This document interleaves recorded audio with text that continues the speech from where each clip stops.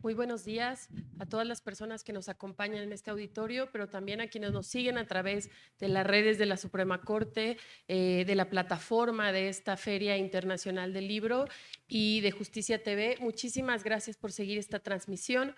Nos encontramos reunidas esta mañana para la presentación del libro Los derechos de la diversidad sexual, un diálogo entre la Suprema Corte, la academia y la sociedad civil. Contamos con unos invitados de lujo, a quienes agradezco muchísimo por haber aceptado esta invitación. De verdad que para nosotros es un verdadero honor contar con ustedes en la presentación de esta obra.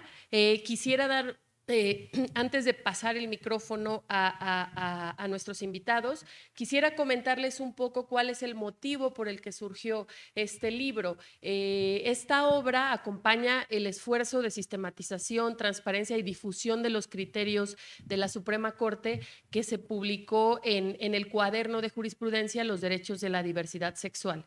Como seguramente ya es del conocimiento de ustedes, pues en el Centro de Estudios Constitucionales estamos impulsando un proyecto, el proyecto en la colección Cuadernos de Jurisprudencia, en el que lo que se busca es difundir de manera adecuada, de manera sencilla, de manera exhaustiva y de manera clara los precedentes de la Suprema Corte. Nosotros consideramos pues que digamos que era necesario buscar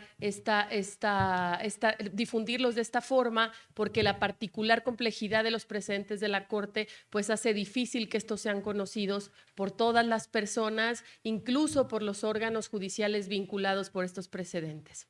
Entonces, ese esfuerzo de difusión pues se decidió después ponerlo a dialogar con la sociedad civil, y de ahí surge la idea de este libro. Una de las principales finalidades del proyecto es precisamente pues impulsar, digamos, el debate político y social de las resoluciones de la Suprema Corte. Es decir, los cuadernos de jurisprudencia también constituyen un ejercicio de transparencia, un ejercicio de dar la cara a la sociedad, y digamos que trabajos como esta obra, pues lo que buscan es impulsar ese diálogo con la sociedad, esa conversación y ese debate, sobre todo porque es necesario seguir construyendo en este sentido, ¿no? Es decir, a pesar de que, como seguramente sabrán, la Suprema Corte sí ha sido un actor fundamental en la protección de los derechos de la diversidad sexual, es decir, estos derechos en muchos otros países pues se han conquistado, porque bueno, hay quien define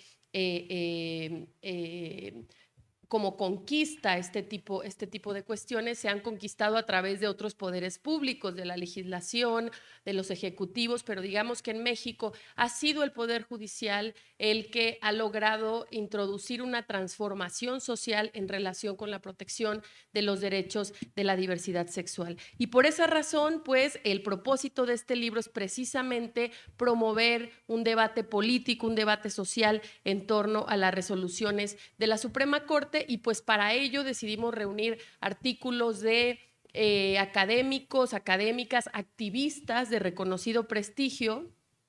Muchos de ellos incluso pues han participado o se han movilizado desde la sociedad civil para impulsar estos cambios, y esto pues se nota en la lectura de los artículos. Además, bueno, también discuten o hacen reflexiones alrededor de las implicaciones sociales que han tenido estas resoluciones de la Suprema Corte, y lo hacen, debo decir, a través de distintas disciplinas, y eso creo que es muy valioso en el libro. Y también pues que muchas de estas personas forman parte de este colectivo tan importante, y me parece que eso también se ve reflejado en los textos. Con lo cual, pues, repito, este libro lo que pretende es continuar con el diálogo, es decir, dialogar con los criterios de la Suprema Corte para que podamos seguir construyendo, digamos, una sociedad más justa, más igualitaria, en lo que los derechos de estas personas que han sido discriminadas históricamente y excluidas excluidas históricamente de ciertas instituciones jurídicas, pues sean protegidos para que tengan los mismos derechos que todas las personas en igualdad de condiciones. Entonces es necesario involucrar a la academia, a la sociedad civil y seguir construyendo argumentos colectivos, porque de esa manera nos parece en la Suprema Corte que es la forma en la que se deben, en la que se construyen realmente los mejores argumentos para dar respuesta a estos problemas tan importantes. Entonces, bueno, explicando el objetivo del libro un poco, voy a presentar a nuestro primer invitado, a quien de verdad es un honor tenerte aquí.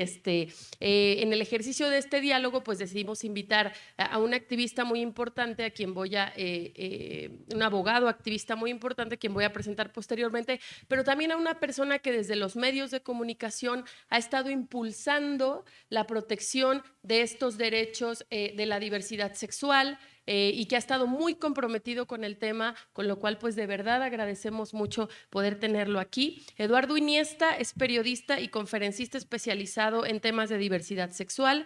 Fue titular de los conceptos radiofónicos Triple G de W Radio, el primer concepto radiofónico enfocado al público LGBT en la radio comercial del país.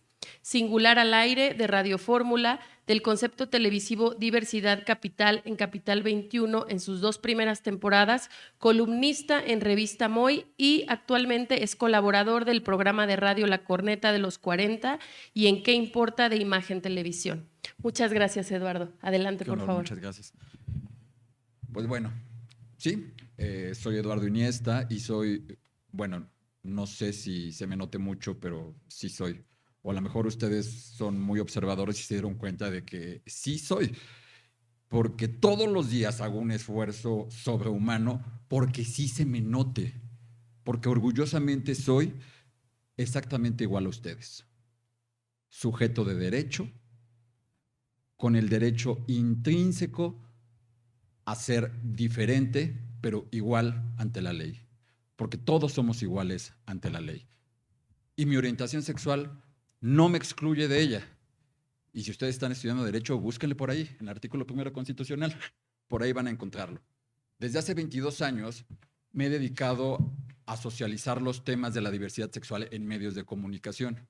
Y tomando en cuenta que tengo 44 años, puedo decir que la mitad de mi vida la he dedicado a hablar de la diversidad sexual en medios de comunicación. Y durante ese tiempo he documentado de todo. Adolescentes obligados a tomar terapias de conversión para curarles la homosexualidad. He hablado con padres y madres devastados porque en estos momentos sus hijas e hijos ya forman parte de las estadísticas de crimen de odio por homofobia en nuestro país. He tenido la oportunidad de seguir casos de asesinos seriales cuyo argumento es que están perfectamente convencidos de que le hicieron un bien a la humanidad matando maricones. Ustedes están muy jóvenes, eran unos niños cuando esto sucedió. Seguí muy de cerca el caso de Raúl Ociel Marroquí, el sádico. Y lo hice a través de los familiares y amigos de Jonathan Razo. Fue una de sus víctimas. En ese entonces, en el 2006, era un chavo de 21 años de edad que lo levantó en la zona rosa, lo llevó a su departamento, lo torturó, lo asesinó, aún así extorsionó a su familia. Cuando obtuvo el dinero, colocó el cuerpo sin vida de Jonathan en una maleta. Perdón, todavía me pega un poquito. Y lo abandonó en el bajo puente de Tlalpan y Chabacana. También he tenido la oportunidad de platicar con personas que fueron despedidas de sus trabajos por expresar o manifestar su orientación sexual. También hablé con parejas del mismo sexo agredidas en la calle por tener muestras de afecto públicas. El último caso, el más reciente, no me tuvo que esforzar mucho para buscar y documentarlo junto con ustedes. Sucedió la semana pasada en la Casa del Pastor, en Polanco, una zona de clase alta, que todos pensáramos que tienen una mente un poco más abierta. Una pareja de hombres homosexuales fue golpeada por 10 hombres. 2 hombres golpeados por 10 hombres. ¿Qué hizo la gerencia del lugar, de la Casa del Pastor? Lo único que hizo fue cerciorarse de que nadie, ni los agresores ni las víctimas, se fueran sin pagar la cuenta. Eso fue lo único que hicieron. Y tenemos que recordar que el silencio también es complicidad. He platicado también con personas, con parejas, a las que se les negó tomar decisiones clínicas, porque por ahí de principios de los años 2000 todavía el matrimonio igualitario no era una realidad. Entonces no podían tomar decisiones clínicas de sus parejas, de sus cónyuges, porque no estaban casados. Me he enfrentado con medios de comunicación que promueven y divulgan discursos de odio, con autoridades que revictimizan a las víctimas, con figuras públicas, que muchas en estos momentos van a llegar a su mente, que aseguran no ser homofóbicas, pero que prefieren que no nos casemos, prefieren que no adoptemos. Y pues ya entrados en gastos, pues si se puede que no existamos o que vivamos en el closet, muchísimo mejor. En estos momentos, y platicaba con los abogados aquí presentes, estoy involucrado con un grupo de hombres que tienen sexo con otros hombres que en estos momentos están promoviendo juicios de amparo para poder garantizar su derecho constitucional a la salud y les puedan aplicar la vacuna contra la viruela símica. Esos son los dos últimos casos y los más recientes en donde la diversidad sexual tiene que hacer uso de la ley para recordarle a la gente que también somos sujetos de derecho. Por fortuna, durante los últimos 12 años, las cosas han cambiado favorablemente. Y durante ese tiempo, la Suprema Corte de Justicia ha trabajado a marchas forzadas en materia de los derechos de la diversidad sexual, logrando avances muy importantes y al mismo tiempo otorgando a todas las personas que nos dedicamos a socializar, documentar y defender los derechos de las diversidades sexuales la facultad de estructurar argumentos a partir de lo que dice la ley. Muchas gracias por eso. Considero de vital importancia que los criterios de la Corte continúen siendo difundidos y socializados en lo práctico, ya que el principal problema para que dichos criterios entren en operación y también sean favorables para la vida de los ciudadanos es que no se conocen y en algunos casos, que es lo peor, se finge que no se conocen. Tenemos que destacar que la justicia no es un diálogo cerrado como un closet. La justicia es un debate público como el orgullo. Si bien es cierto que las sentencias en las que la Suprema Corte se ha pronunciado en materia de derechos de la diversidad sexual son mayoritariamente referentes al matrimonio igualitario, también ha expresado numerosos criterios respecto a la mayoría de las penosas situaciones con las que inicié esta conversación y ha marcado una línea en materia de derechos de identidad sexogenérica, derechos a la libre expresión y desarrollo de la personalidad, derechos sexuales y reproductivos y derecho a la protección constitucional de todos los tipos de familia, no solamente a una. Cabe destacar que la Corte no promueve ni impulsa temas, la Corte simplemente decide. Y todos los tribunales de este país están obligados a seguir su jurisprudencia. Por favor, nunca olvidemos eso. Más ustedes, si son estudiantes de Derecho.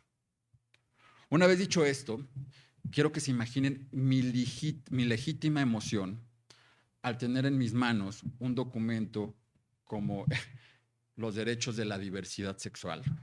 Créanme que con esto en la mano me siento como León no empuñando la espada del augurio y soy capaz de enfrentarme a Munra y a muchísimos homofóbicos más, porque me da la capacidad de argumentación con base en los juicios, en las sentencias y en las decisiones que ha tenido la Suprema Corte de Justicia de la Nación. Es de destacar la forma tan sencilla en la que se plantea la línea jurisprudencial de la Corte en este libro, la importancia de difundir criterios y sentencias con bases jurídicas, la forma en la que nos muestra los hechos de los casos, las resoluciones de la Corte y los criterios empleados para emitir su sentencia. Si lo entendí yo, créanme, cualquier persona lo puede hacer. No hay un argumento válido que justifique la discriminación ni motivos para seguir aferrándonos al retraso social. La existencia de prejuicios no puede seguir siendo un pretexto para perpetuar la vulneración de los derechos o para que las personas no ejerzamos nuestras libertades y facultades que la Constitución nos confiere, ya que la justicia se construye con razones. Muchas gracias.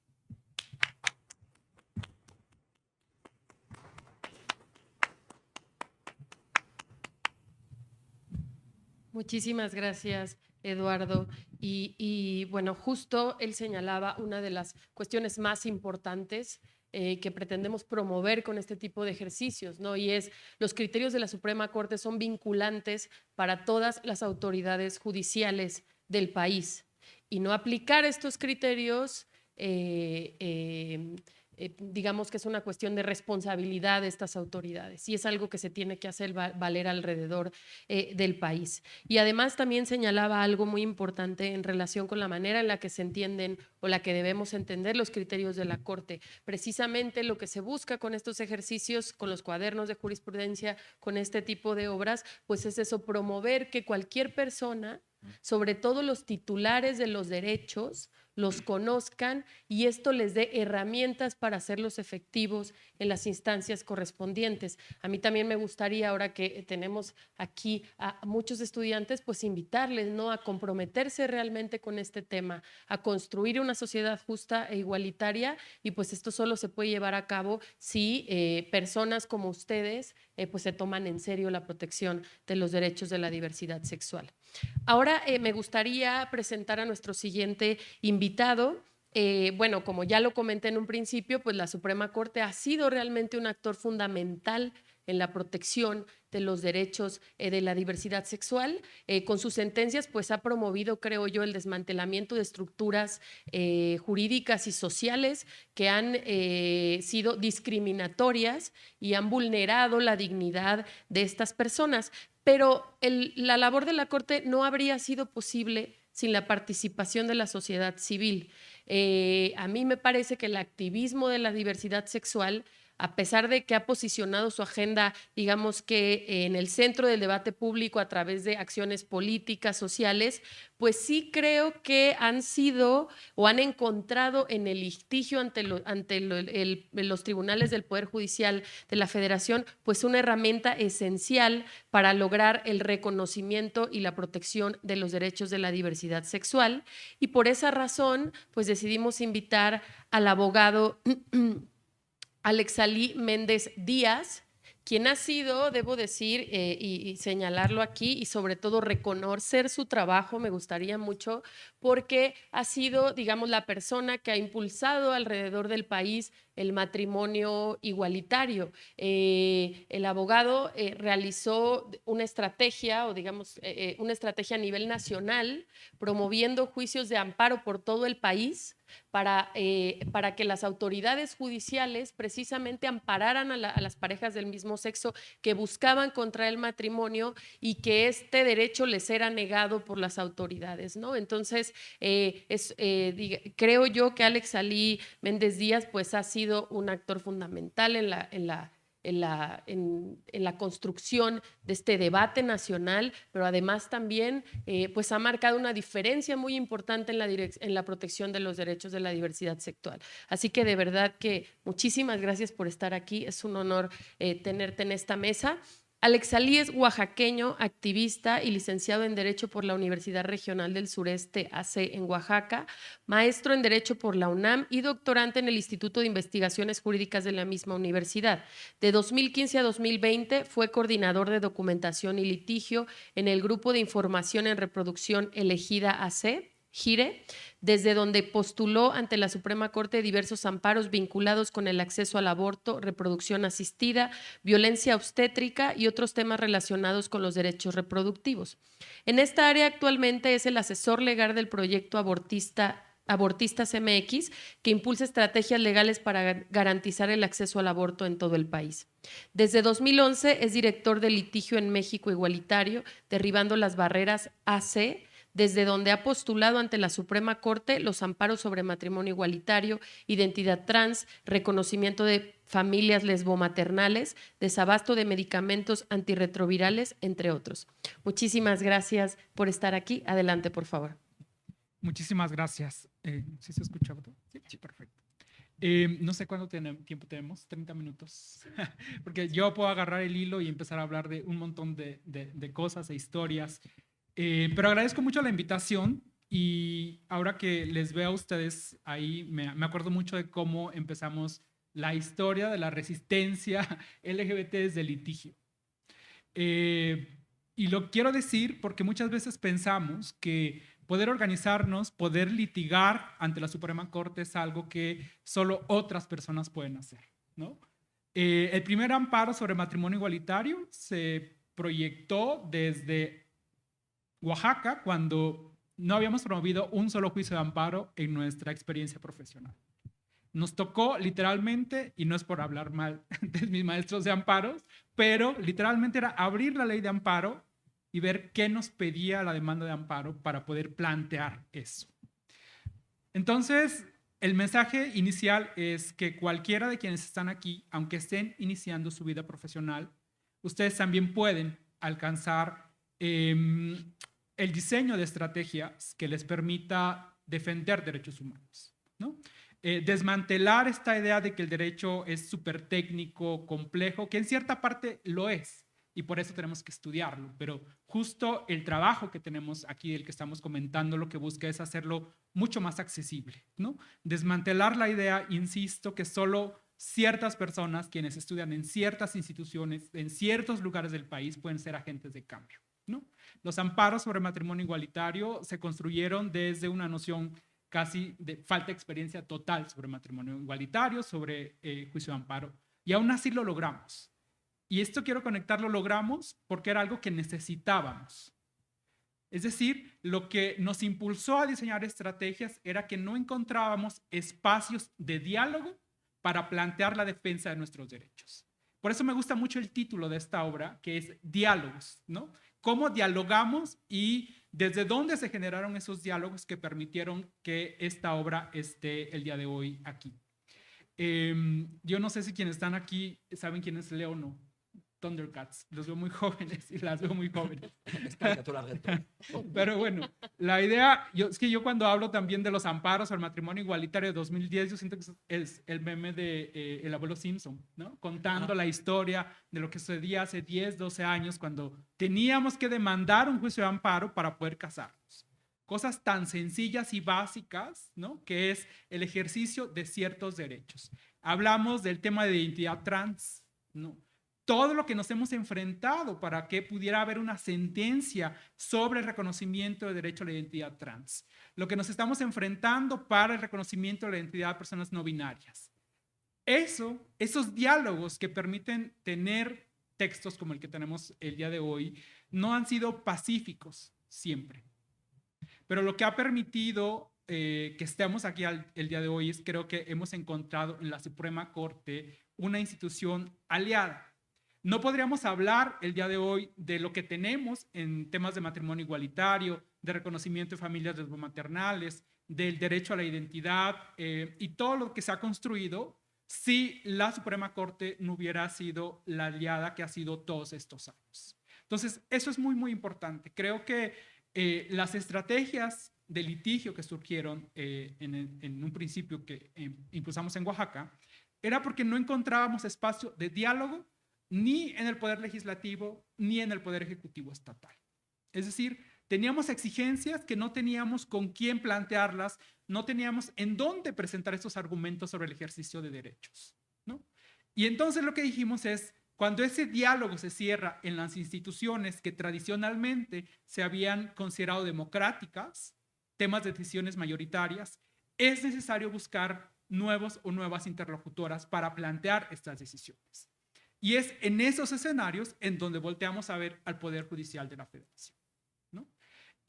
Y sin preverlo, digamos, no es que lo hubiéramos pensado de esta manera, pues llegamos con estas decisiones a la Suprema Corte, ¿no? Y a partir de ahí se inaugura un conjunto de decisiones en donde de manera reiterada, una y otra vez, el mensaje postulado desde la Suprema Corte es todas las personas, todos los derechos.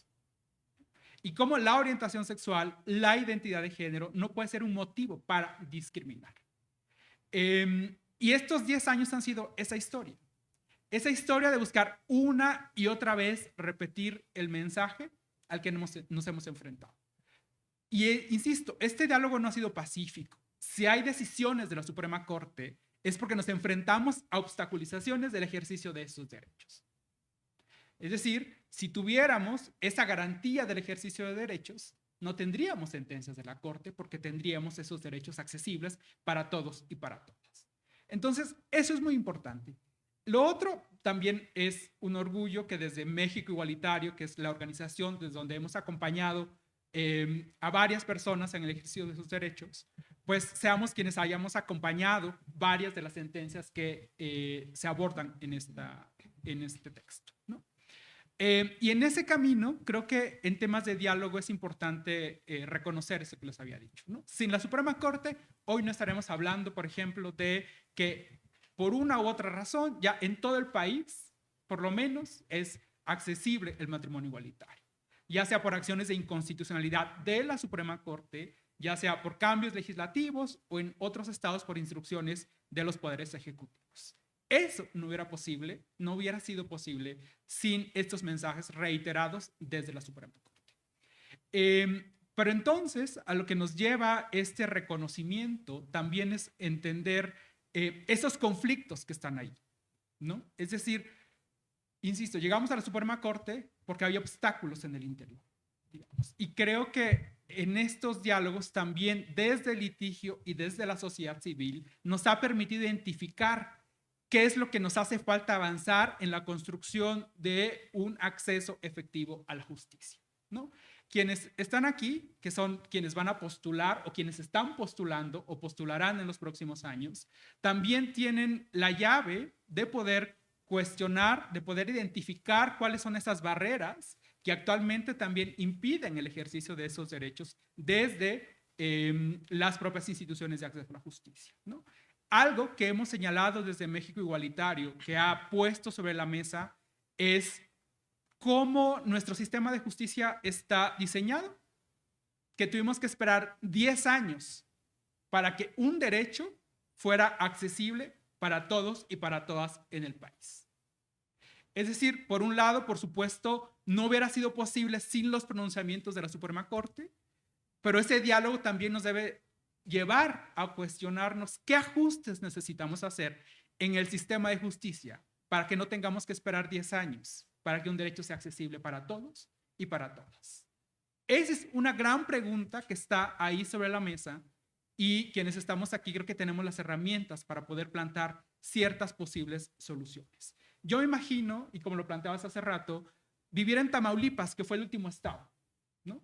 Que desde 2012 la Corte ya tenía sentencias sobre matrimonio igualitario, desde 2010, la jurisprudencia de 2015, y vivir en Tamaulipas y estar sabiendo que a pesar de esos criterios, en Tamaulipas no era posible ejercer esos derechos y teníamos que recurrir una y otra vez a los juicios de amparo.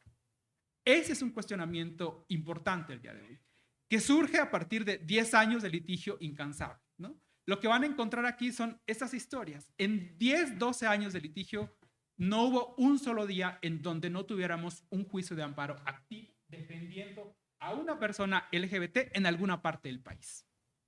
Ni un solo día. Pues podemos tener estos libros, podemos tener estas grandes sentencias, porque detrás hubo un conjunto de organizaciones, de personas, de activistas, de abogados, abogadas, abogades, que acompañaron a este conjunto de personas. La sentencia que se aborda en este trabajo, por ejemplo, sobre el reconocimiento de familias lesbomaternales, fue un proceso que llevó 5 años. 5 años de acompañamiento para que una persona recién nacida pudiera tener un acta de nacimiento en Aguascalientes con el reconocimiento de sus 2 mamás. 5 años. ¿Cuánto tiempo tenemos que esperar para eso? Digo, gracias a la decisión de la Corte que pudo poner los estándares, las nuevas familias lesbomaternales ya no tienen que esperar 5 años. Ahora ya se conceden suspensiones provisionales, ya tienen actas desde prácticamente 2 semanas después de promover los juicios de amparo con las suspensiones. Pero tiene que haber juicios de amparo. Se han promovido reformas sobre matrimonio igualitario y entonces se aprueba matrimonio igualitario, pero al momento en que los matrimonios igualitarios van a reconocer a sus hijos, hijas o hijes, niegan esos reconocimientos, ¿no?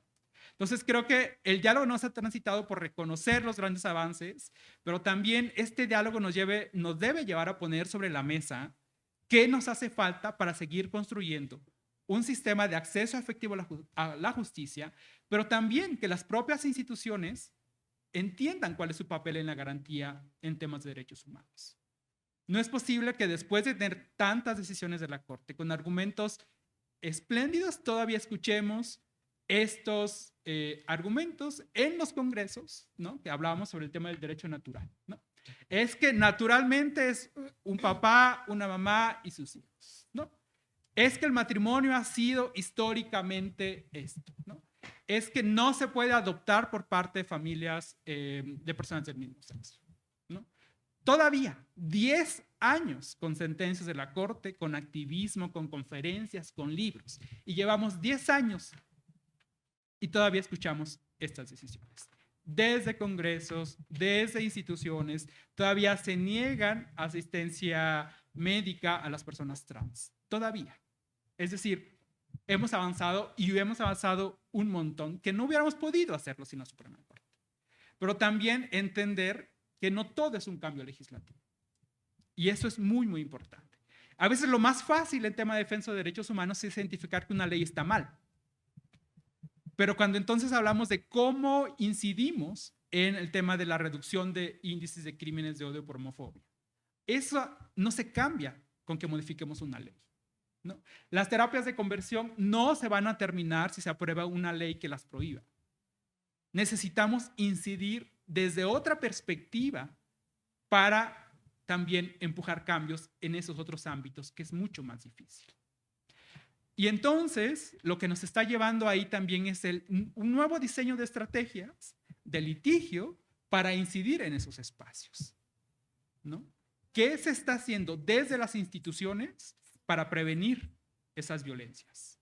¿Se está haciendo algo? Sí o no. Y tal vez si vivimos en Ciudad de México, podemos identificar acciones, digamos, mucho más visibles. Pero quienes crecimos en otra parte del país, digo que yo crecí en Oaxaca, encontrar campañas de no discriminación por orientación sexual era y sigue siendo una cosa que es casi imposible encontrarlas, ¿no? Si hablamos de qué se está haciendo en las instituciones educativas para respetar la identidad de las infancias y adolescencias trans. Ayer, por ejemplo, se difundía la noticia de que una universidad se negaba a entregar un reconocimiento a una persona con la identidad que ha elegido. Simplemente nombrarla. Ya ni siquiera es entregarle un documento oficial, que eso podrá tener ciertas excusas, ¿no? De trámites y la SEP y demás. Es simplemente nombrarla en un evento de reconocimiento para poder recoger su premio. Simplemente eso, en una universidad en la Ciudad de México. Entonces, ¿hacia dónde tenemos que transitar y qué tenemos que hacer? En Chihuahua acompañamos a un adolescente con una situación similar. La escuela, en su fiesta de clausura, se negaba a nombrarle con la identidad que había asumido en la fiesta de clausura. No se le pedía que se le entregara un certificado con la identidad que asumía.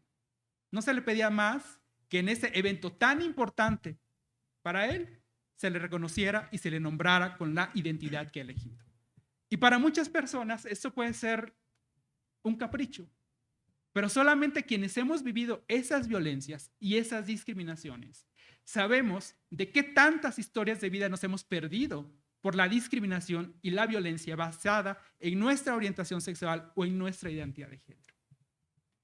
¿Cuántas veces dijimos, no quiero ir a la fiesta, no quiero salir con mi pareja porque tengo miedo, porque tengo temor? A veces olvidamos, pero en este país ser una persona LGBT es vivir en una resistencia 24/7. Ningún lugar es totalmente seguro. A veces tenemos más privilegios de vivir en ciertos espacios o poder ir a ciertos lugares sin tanto temor. Pero nunca se borra esa sombra y ese temor de que en cualquier momento puede aparecer alguien con estos discursos de odio para ejercer violencia en nuestra contra. Y ya ponía el ejemplo hace rato, ¿no? Simplemente salir a comer a un restaurante, que uno diría es un lugar seguro, pero ni de eso estamos exentos, ¿no? Y si queremos trasladarlo, por ejemplo, en el tema de violencia contra las mujeres, ¿no? Es simplemente salir después de cierta hora cuando ya no hay luz natural. Ya es un temor que aparece instantáneamente. ¿Cómo borramos eso? ¿De qué nos privamos por la sensación de esa violencia y esa discriminación, ¿no? Entonces, lo que vamos a encontrar aquí es ese tránsito, ese diálogo, esas historias. Porque detrás de cada sentencia, si bien es más fácil acordarnos de un número de expediente, sabemos que hay una historia detrás. Estas familias que buscan el reconocimiento en las actas de nacimiento tienen un nombre y es una historia de vida. Quienes se querían casar y no lo pudieron hacer y tuvieron que esperar 1 año, 2 años, tienen nombre y son historias de vida. Ahorita todavía tenemos negativas de acceso al matrimonio por diagnósticos de VIH en una de las parejas, ¿no? Parejas serodiscordantes. Entonces conquistamos matrimonio igualitario, pero seguimos peleando por un montón de otros derechos. Y también necesitamos transitar, justo incidir en que no siempre necesitemos sentencias de la Suprema Corte. O sea, la lucha es porque hay una justicia mucho más accesible, mucho más pronta, que no tengamos que litigar para ejercer un derecho, ¿no? Entonces creo que nuestro trabajo como profesionales del derecho es transitar hacia ese lugar, ¿no? Me he encontrado en muchos espacios, ¿no? Como si la meta que tuviéramos como profesionales del derecho fuera litigar en la Suprema Corte. Como si esa fuera como la forma en que nuestra profesión adquiere reconocimiento. Pero yo creo que nuestra profesión como abogadas, abogados, abogadas tendría que ser garantizar el acceso al derecho de la forma mucho más sencilla posible, ¿no? No litigar necesariamente en la Suprema Corte.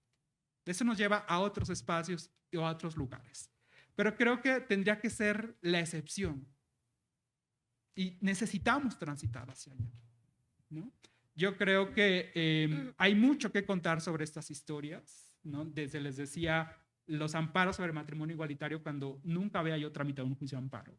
Pero sabía que alguien necesitaba algo que le permitiera tener por lo menos una esperanza en el ejercicio de sus derechos.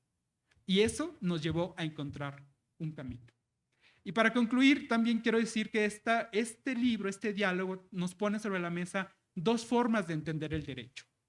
Y cada quien en su vida profesional va a tener que asumir uno de los 2 espacios. Uno de ellos es si encontramos a alguien que requiera el acceso a la justicia y no encontramos en el derecho escrito la respuesta, hay quienes dicen no se puede. Si no hay una reforma en temas de matrimonio, decían no se puede hacer. No puede adecuar su documento de identidad. No puede tener un reconocimiento de sus 2 mamás. Porque el Código Civil tiene una respuesta. Y a veces si nos vamos solo a eso, por supuesto tendremos la respuesta que el Código Civil nos da. Pero la otra visión del derecho es identificar qué necesitamos para que la persona que acompañamos transite hacia el ejercicio de sus derechos. A veces el derecho tendrá la respuesta y a veces no la tendrá. Y a veces habrá que cuestionar al propio derecho para encontrar esa respuesta. Pero siempre debe estar en el centro la necesidad de quien busca acceso a la justicia. Muchas gracias.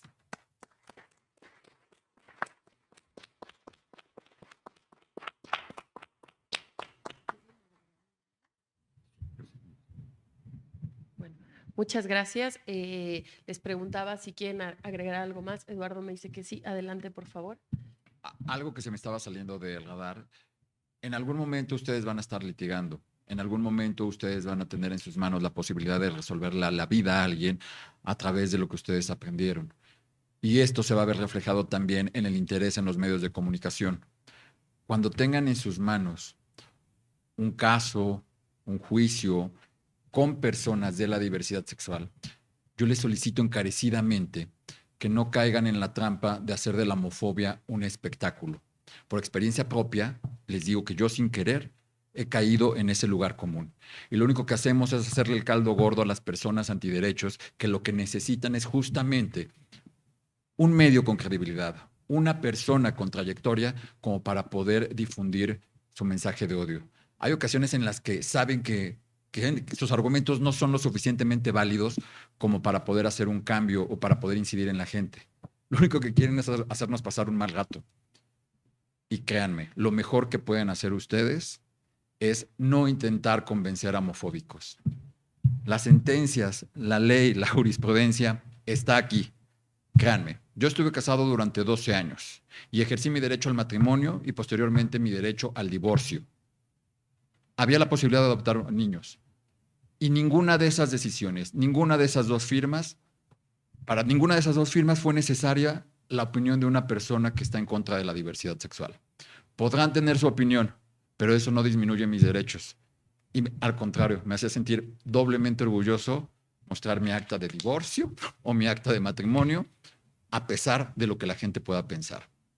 Si hay necesidad de educar, si hay necesidad de exponer, que sea a través de su trabajo, no hacer de la homofobia un show. Es todo lo que quería agregar.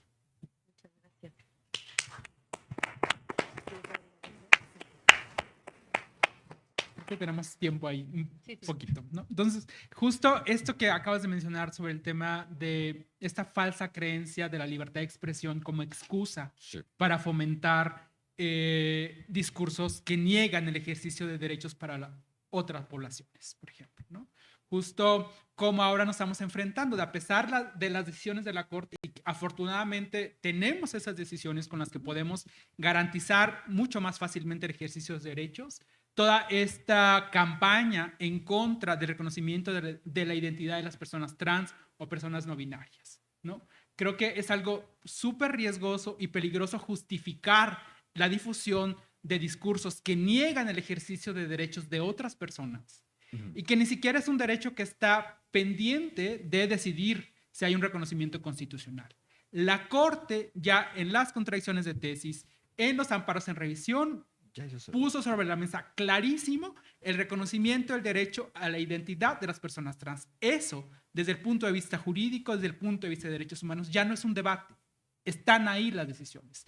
No lo digo yo, no lo dice una persona trans, está una sentencia legitimada por la Suprema Corte.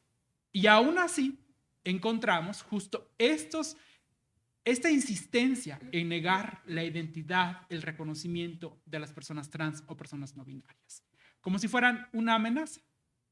Creo que es importante también dejar clarísimo, y se aborda aquí, la importancia del lenguaje y cómo la libertad de expresión tiene un límite.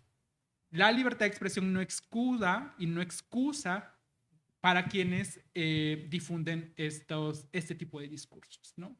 Hay que pensar que detrás de cada uno de estos discursos siempre hay una amenaza de violencia, mínima o grave, pero siempre hay una amenaza de violencia. Y eso es lo que no podemos permitir en ningún sistema democrático que se base en la garantía y en el respeto de derechos humanos. Entonces, ese mensaje es claro. La libertad de expresión no significa permitir la difusión de discursos de odio bajo ninguna circunstancia. Muchas gracias.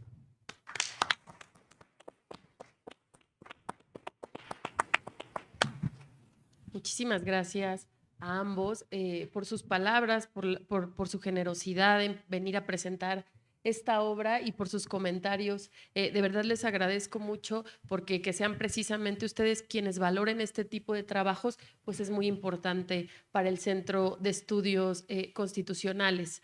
Pues yo quisiera agregar o cerrar esta mesa precisamente con esta reflexión.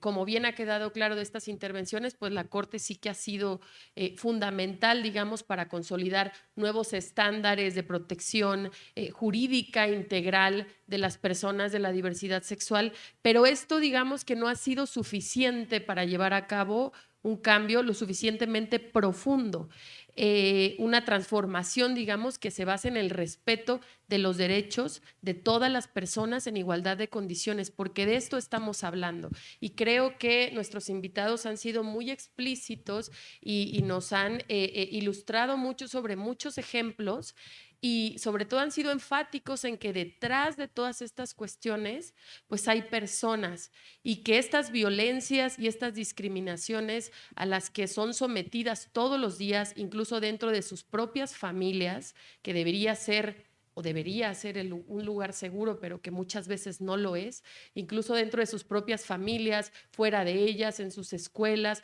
que son estas personas sometidas a discriminación y a violencia constante. Y estas discriminaciones y violencias están basadas simple y sencillamente en prejuicios y en estereotipos. Seamos claros. El hecho de que se conciba como que lo normal es la heterosexualidad es un prejuicio. Esto no es real. El hecho de que se conciba que la identidad de género tiene que ser igual al sexo que te fue asignado a nacer, también es un prejuicio. Entonces, de cómo funcionan los estereotipos de género, los prejuicios, es necesario que empecemos a desmantelar estas ideas, porque estas ideas hacen daño. Estas ideas generan violencia, estas ideas generan discriminación. Y esta es una historia que podemos encontrar alrededor de la historia de la humanidad, ¿no? Cuando hay prejuicios y estereotipos que te dicen que por tener un tipo de color de piel o por ser judío ha generado muchísima violencia, muchísima discriminación. A unos grados absolutamente inhumanos que tenemos que comenzar a parar, y creo yo que ahora que estamos con personas jóvenes, con estudiantes de derecho, son ustedes los futuros jueces y las futuras juezas, son ustedes los futuros y las futuras litigantes. Entonces, creo que en sus manos también está la transformación de este país. Como bien han dejado claro, repito, hay historias, voy a dar un dato que es desgarrador, me parece que es sumamente doloroso y que habla de lo que han tenido que enfrentar las personas que forman parte de este colectivo. La esperanza de vida de una persona trans en México es de 35 años.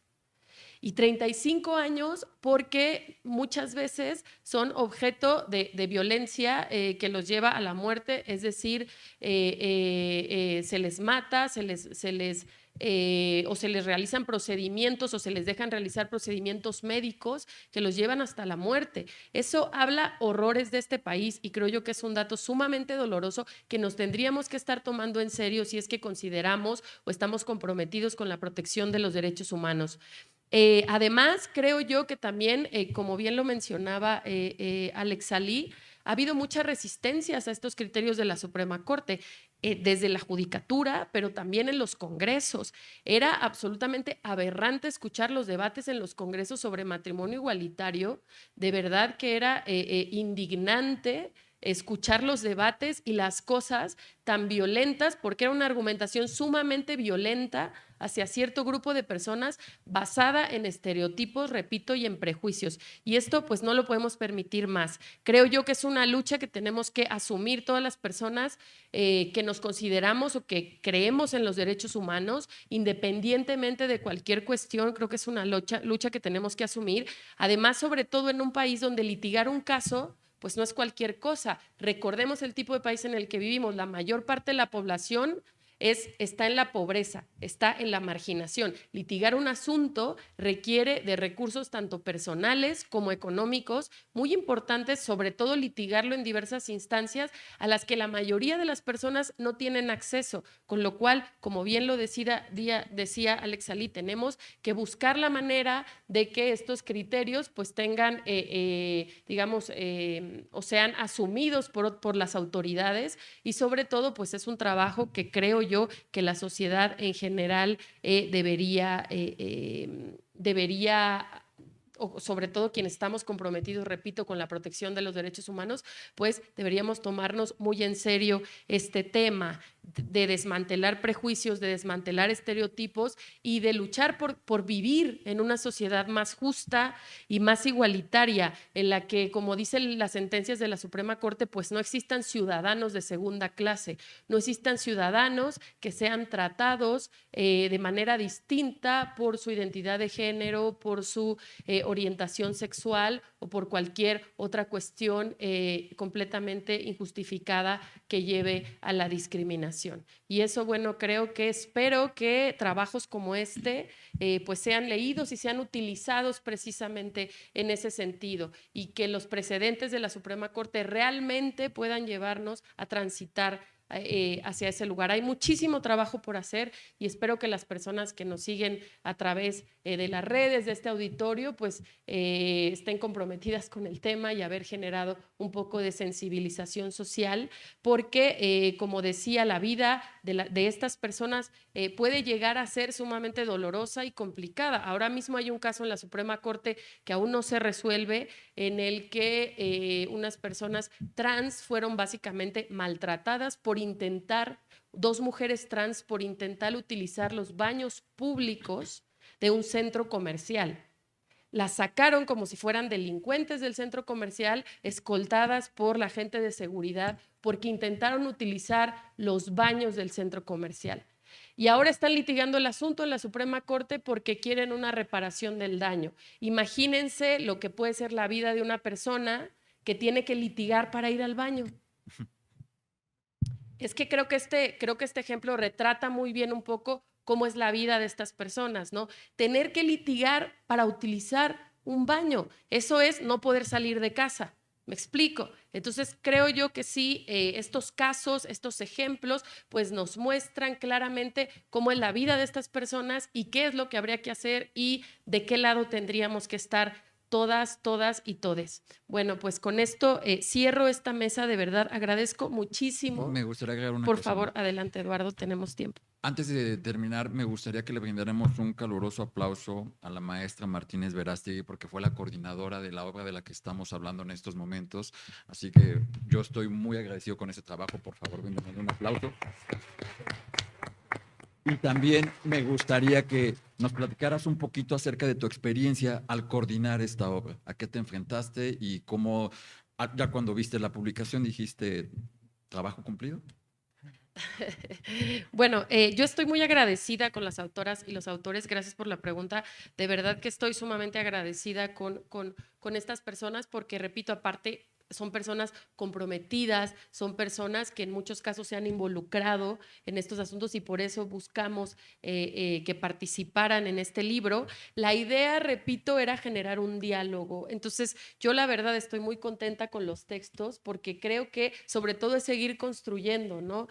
Como ya lo mencioné, ¿no? La Corte sí que ha sido un actor fundamental y ya esto ya ha quedado claro, pero sí falta muchísimo por hacer. Entonces me parece que dialogar con la academia, con la sociedad civil, es construir. Y esa también es la idea de los cuadernos de jurisprudencia. Esa fue como la experiencia o la idea de realizar este libro. Y creo yo que...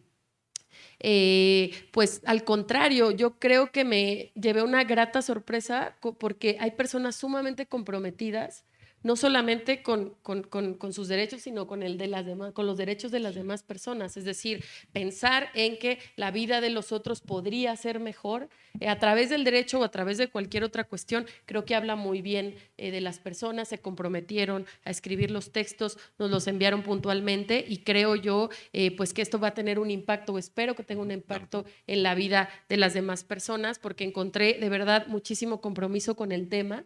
Me he encontrado con personas maravillosas que realmente están como las personas que tengo el honor de que me acompañen en esta mesa, que en realidad están trabajando todos los días y haciendo un esfuerzo importante por construir eso, una sociedad justa y una sociedad igualitaria. Así que pues esa es mi experiencia desde la Suprema Corte, pero sé que estoy hablando desde un lugar, digamos, privilegiado en una ciudad que creo yo que también es privilegiada en el sentido de el avance en la protección, el progresismo y el avance en la protección de los derechos humanos.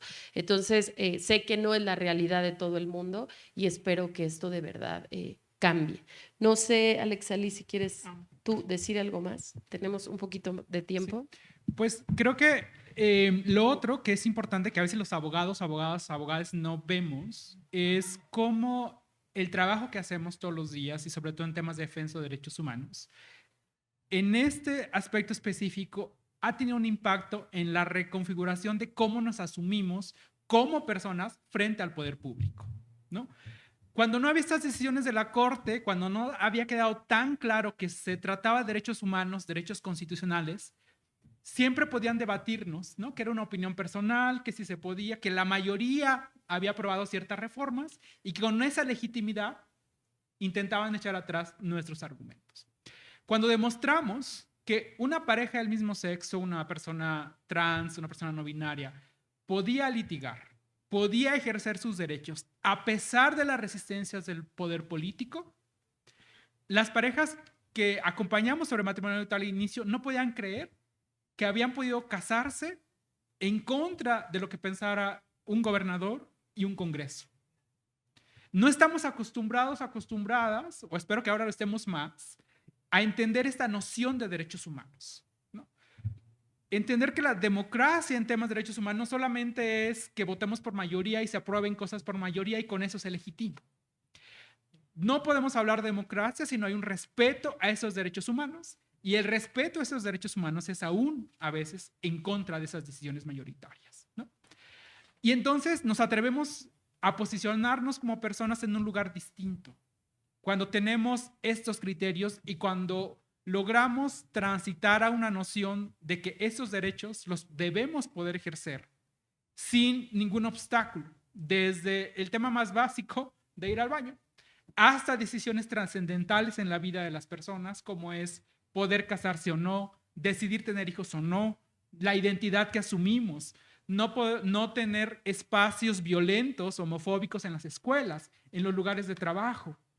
Pero entonces nos posicionamos en esos espacios desde un lugar distinto, ¿no? Ya nos atrevemos a decir, eso es una discriminación, eso es una violación de derechos humanos. Y también estos libros, estos espacios, estas instituciones mandan el mensaje de que habemos quienes podemos hacer esos espacios seguros. Entonces, si alguien nos está escuchando aquí o en otros espacios, ¿no? Ahora puede saber que habemos personas que a veces quienes estamos aquí, quienes están ahí, quienes están en otros espacios en sus estados, ¿no? Hay quienes pueden asistirles en la defensa de sus derechos. No están solos, no están solas, no están soles, y ahora, justo con estos criterios, tenemos muchas más herramientas para acompañarles en esos procesos de búsqueda de justicia. Gracias.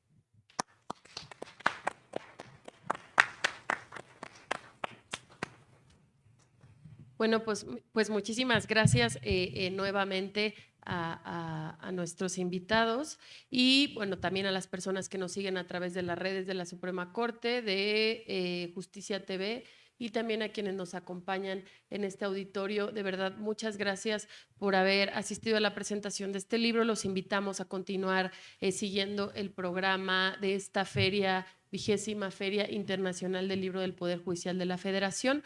Posteriormente, en la siguiente mesa se presentará un libro sobre maternidad subrogada en América Latina. Muchísimas gracias a todas, todos y todes, y muy buenos días.